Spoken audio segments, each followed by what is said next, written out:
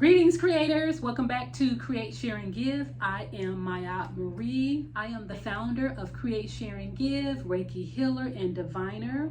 Today, I'm going to do a little something different. Normally, I would read an entire book and then do a book review on it. Today, I'm going to share with you guys the Harriet Tubman Awakening from the Underground from Spring, Washam. And when I first saw this cover, first of all, let's just take a moment and acknowledge this cover. Amazing. This picture brought me in. I know the old adage, you can't judge a book by its cover. The book almost calls you in. And this is what this book did to me. And I have not been disappointed. If you follow my channel, I am into ancestral reverence, acknowledging, respecting, and honoring my ancestors, all those who came before, especially those who had to go through so much triumph and have been treated in such a way that we can't even begin to acknowledge the pain they went through so that we can experience life the way that we live it now. If we think the world is a cruel place now, imagine how it was 100 or 200 years ago. Unimaginable. So today I wanted to share chapter 1 and 2 of the Harriet Tubman. And I want to read more about her. She's definitely an ancestor. And what I'm finding out now, that she was a wise woman who knew how to guide and help heal in her own way. So what I'm hoping to get from this book is to help me to navigate this world we live in. When you're an empath, a person that feels so deeply the woes of the world, what do we do when we feel the woes? We can no longer continue to complain without doing anything about it. And that is why I created this channel, to give myself an outlet of my spiritual journey and to help those around me with information. Now, let's get into chapter 1 and 2. And on YouTube, there's a guy named Dane Calloway, I'm sure you guys may be familiar with, but he did a few videos kind of debunking the life of Harriet Tubman. And I found that to be very disturbing on many levels. One being, there's been other documented proof that proved otherwise. She was an amazing woman, even if you don't believe any of the things that she have done, if you don't feel her spirit in the essence. There's something called respect. Debunk and put down people of their culture. Other cultures don't really do that. If they feel there was a falsehood within their culture, you think they're going to come back and tell you that someone who's beloved and have helped so many people on so many levels in the triumph that she went through and tarnish her name? That is a definitely no. You're breaking the code, and that's what we don't do. So without further ado, the first 2 chapters are very, very heart-wrenching. And they're heart-wrenching because we have to acknowledge what our ancestors have gone through just as human beings, because we all come from one. So there's another reason why this book really resonated with me, is because I definitely honor my ancestors, and Harriet Tubman is now an ancestor. And I will be delving more into her history, into her life, and really giving thanks and honor for all that she's done to open up the doors for us now. Spring Washam comes from the Buddhist perspective, so it's pretty interesting. What makes this book so unique in engraving that into that Southern American tradition. It's pretty interesting to combine those 2 traditions. So here it says, the spiritual Underground Railroad, or what we call the spiritual underground. We still are not free yet from the perspective of the traditional Bodhisattva path, or the path of Buddhist sainthood. We keep working until all beings are free. Through Spring, which is the author, Mother Harriet has offered a profound insight into who and what she is. So she's basically channeling the energy of Harriet Tubman and having these wonderful conversations and insight, combining that Buddhist perspective and also the perspective of our ancestor Harriet Tubman. Later in life, Mother Harriet became known as Moses, echoing the great liberator of the children of Israel out of Egypt and what we call the Exodus. Mother Harriet emanated here on purpose to free Black people, embodying the power of Moses himself, because Black people have been praying for Moses to free them as he freed his people. Awakened bodhisattvas go where they are needed and skillfully become what people need in order to free them of their suffering. So that's where it starts to intertwine. Mother Harriet is here to help us remember who we truly are. We know that freedom is realizing the essence of everything. And in order to free our minds in this dimension, living in this physical earth, we must rely on our ancestors. And that's where the ancestor veneration comes in, to know that we do not walk alone. We have our ancestors lined up all around us. If we can see into different realms, you will see my army right here behind me on each side, above and so below. Real freedom is realizing the essence of everything. To do that, our abolition practice must also be a spiritual practice where we are allying with the unseen world of beings who are working alongside us to get us and everything free.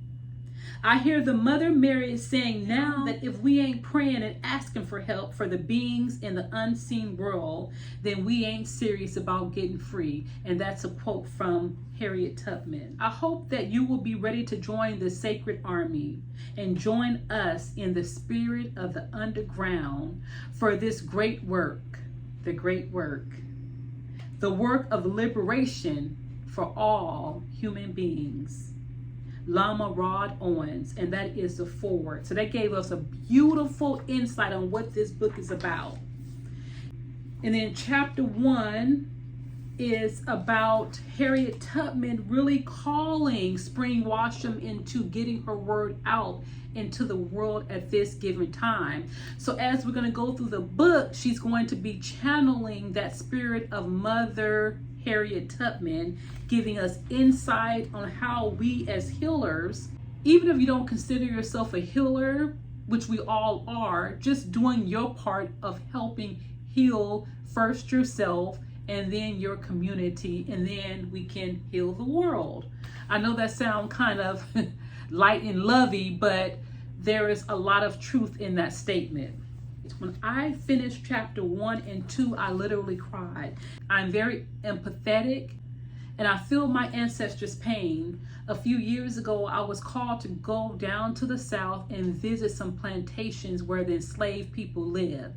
I left crystals, I held ceremony on the land, I cleared all that karmic energy, I gave thanks and praise to the ancestors, and I had to do that. As I went and moved throughout these slave plantations, it's something that I had to do. And this book brought back those memories. And the children that were ripped through their parents, and the families that were torn apart, and the history being ripped apart.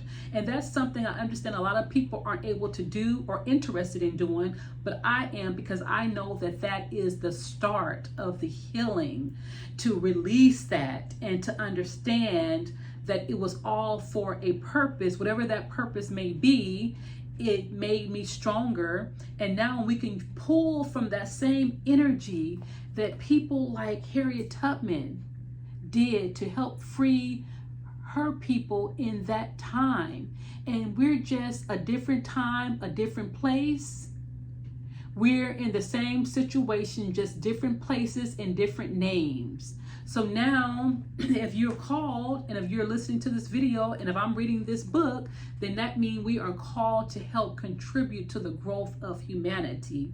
So taking that will and that power that our ancestors, such as Harriet Tubman, used to elevate and free so many people, if she could do it in this time, I know we're capable of doing it. So the first few chapters were really sad. I know I had to go through that to really feel and to feel and to heal, to get it up and out, so that pushes me more. When I hear about ancestors, everything they've gone through, that pushes and motivates me to be the best that I can be in the here and now, so that their life will not be in vain. So that's how I like to read it.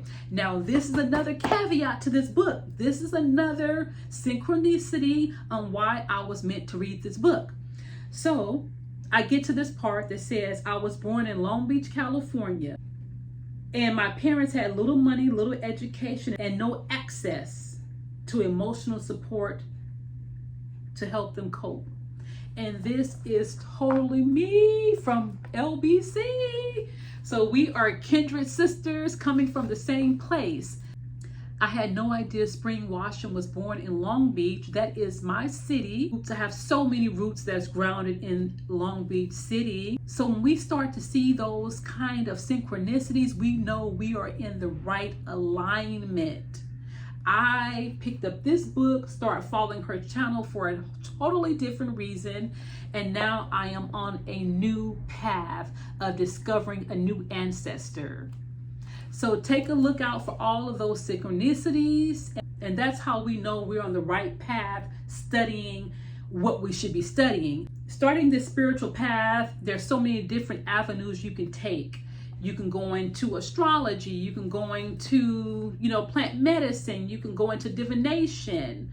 There are so many different plethoras, and ancestral veneration and honoring those who came before is definitely a part of me and a part of my system.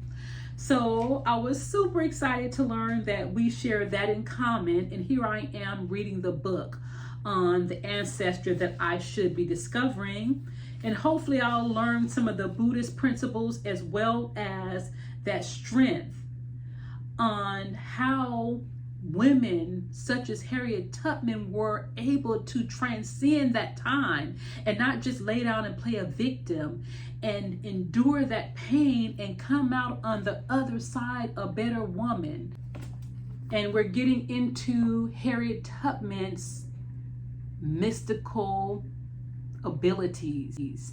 And she explains here on how she had an accident and entered different dimensions and came back with different powers, because it took more than a human to see your family killed, brutally murdered, mistreated, raped, stripped of their culture, and still was able to hold her head up high with little education but great soul and help assist in the world situation. How inspiring is that? If that's not inspiring, I don't know what is. And that takes some of the sadness out to me, because we go through different emotions. We may go through sadness, and then after that sadness, we have to get up and actually participate and do things and make things happen. So that's where we're going with this. So I am super excited to share with you this book. I'm going to end here on chapter 3. And join me for my installation of sharing the Harriet Tubman story, Awakening from the Underground by Spring Washam. Hopefully you'll join me. Juicy. It's one of those books that I know that I will be sad when I finish reading. Thanks for watching.